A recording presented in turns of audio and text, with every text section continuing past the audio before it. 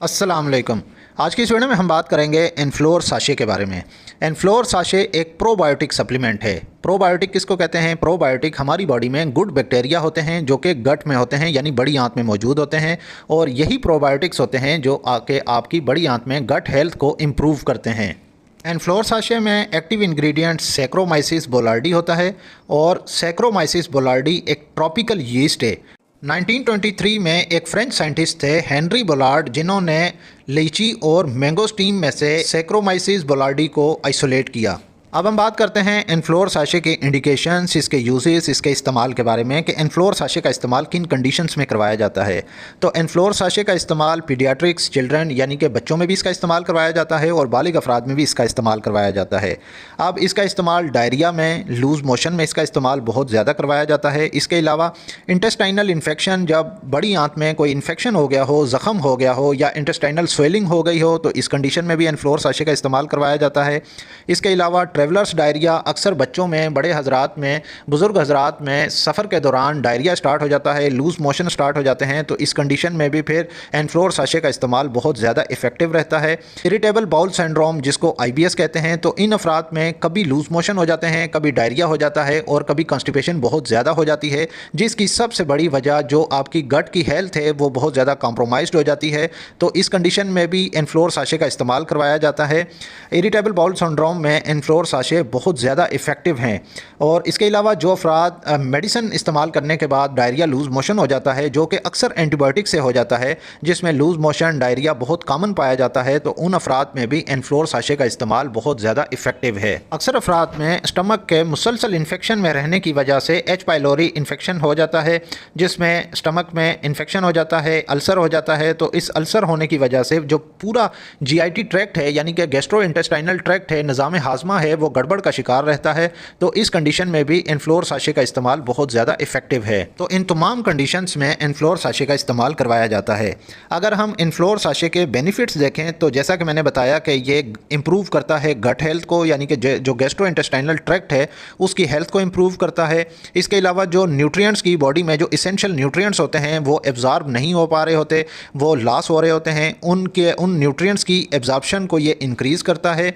इसके अलावा जो ग्रोथ हो चुकी होती है बॉडी में, पैथोजेंस की, जरासीम सरायत कर जाते हैं, जरासीम अपनी जगह बना लेते हैं जो कि बैड बैक्टीरिया होते हैं, तो ये उनको वाश आउट करता है। और जिन पेशेंट्स में लैक्टोज इंटॉलरेंस बहुत ज़्यादा हो रही होती है, उनको दूध हज़म नहीं हो रहा होता, जो कि बच्चों में अक्सर होता है कि बच्चे दूध हज़म नहीं कर रहे होते, जैसे ही दूध पीते हैं बच्चे दूध निकाल देते हैं या उनमें फिर डायरिया स्टार्ट हो जाता है। उन बच्चों में फिर ये एनफ्लोर साशे का इस्तेमाल बहुत ज़्यादा इफेक्टिव रहता है, क्योंकि ये डाइजेस्टिव जो एंजाइम्स हैं उनको ये इंक्रीज़ करता है, जिससे डाइजेस्टिव गट हेल्थ है वो इम्प्रूव हो जाती है। इसके अलावा जिन अफराद में बार बार डायरिया होने की शिकायत होती है, IBS यानी कि इरिटेबल बाउल सिंड्रोम या इंटेस्टाइनल बाउल डिजीज़ होने का ख़तरा होता है, ये उससे भी प्रिवेंट करता है, उससे बचाव करता है, ताकि IBS का ख़तरा या डायरिया का ख़तरा कम से कम हो। अब हम बात करते हैं कि एनफ्लोर साशे का इस्तेमाल कैसे करवाया जाए। तो बच्चों में एक साशे सुबह दिया जाता है और एक साशे शाम को दिया जाता है। अब ये साशे पानी में डालकर दे सकते हैं, दूध में भी डाल के दे सकते हैं, दही में डाल के दे सकते हैं। अगर बच्चे को कस्टर्ड वगैरह दे रहे हैं और आप अगर बच्चे को सेरिलेक वगैरह दे रहे हैं तो उस सेरिलेक में भी आप एनफ्लोर साशे डाल के दे सकते हैं। बस एक बात का खास ख्याल रखना है कि जिस चीज़ में भी आप दे रहे हैं, जैसा कि अगर दूध में दे रहे हैं तो दूध ना तो बहुत ज़्यादा ठंडा हो ना बहुत ज़्यादा गर्म हो, बस नॉर्मल टेम्परेचर पे होना चाहिए। इसके अलावा बालिग अफराद में भी एक साशे सुबह और एक साशे शाम को दिया जाता है। बालिग अफराद में भी दूध में भी डालकर इस्तेमाल कर सकते हैं या किसी भी खाने में डालकर इस्तेमाल कर सकते हैं, कस्टर्ड में डाल के इस्तेमाल कर सकते हैं। और बालिग अफराद के लिए एनफ्लोर कैप्सूल आते हैं जो कि उन अफराद के लिए वो बहुत ज़्यादा इफेक्टिव रहते हैं। अब हम बात करते हैं कि एनफ्लोर साशे का इस्तेमाल किन अफराद में नहीं करवाया जाता। तो सबसे पहले जिन अफराद में GI ब्लीडिंग होगी, यानी कि गैस्ट्रो इंटेस्टाइनल ब्लीडिंग होगी, पखाने के रास्ते से या मुंह के रास्ते से ब्लीडिंग हो, तो फिर इस सूरत में एनफ्लोर साशे का इस्तेमाल बिल्कुल भी नहीं करवाना चाहिए। और अगर हम बात करें प्रेगनेंसी के बारे में, वैसे तो प्रेगनेंसी में प्रोबायोटिक्स जितने भी सप्लीमेंट हैं वो सेफ़ हैं, लेकिन इसका इस्तेमाल बहुत एहतियात से करना चाहिए और इसका इस्तेमाल हमेशा डॉक्टर की हिदायत के मुताबिक ही करना चाहिए। और एनफ्लोर साशे का कोई भी साइड इफ़ेक्ट नहीं है, क्योंकि ये एक सप्लीमेंट है जो कि बॉडी के लिए हेल्पफुल होता है। लेकिन फिर भी कुछ अफराद में ये पेट में मरोड़ हो सकते हैं।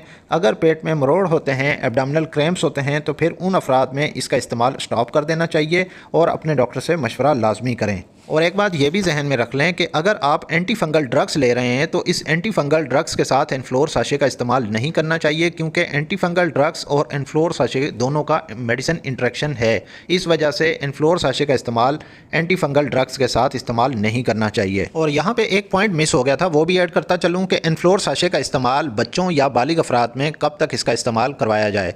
तो अक्सर पेशेंट्स में, अक्सर अफराद में, अक्सर बच्चों में इसका इस्तेमाल 1 वीक भी करवाया जाता है, 2 वीक्स के लिए भी करवाया जाता है, और इसका लॉन्ग टर्म भी इस्तेमाल किया जाता है। जिन अफराद में प्रोबायोटिक्स मुसलसल देने हों और डॉक्टर ये समझता हो कि इसका लॉन्ग टर्म प्रोबायोटिक्स देने चाहिए, तो फिर उन अफराद में, उन बच्चों में 4 to 6 वीक यानी 1 महीने से लेकर 1.5 महीने तक इसका मुसलसल इस्तेमाल करवाया जाता है। लेकिन बच्चों में अगर डायरिया हो तो इसका ज़्यादातर इस्तेमाल 5 to 7 डेज़ या 2 वीक्स यानी कि 14 दिन तक इसका इस्तेमाल करवाया जाता है।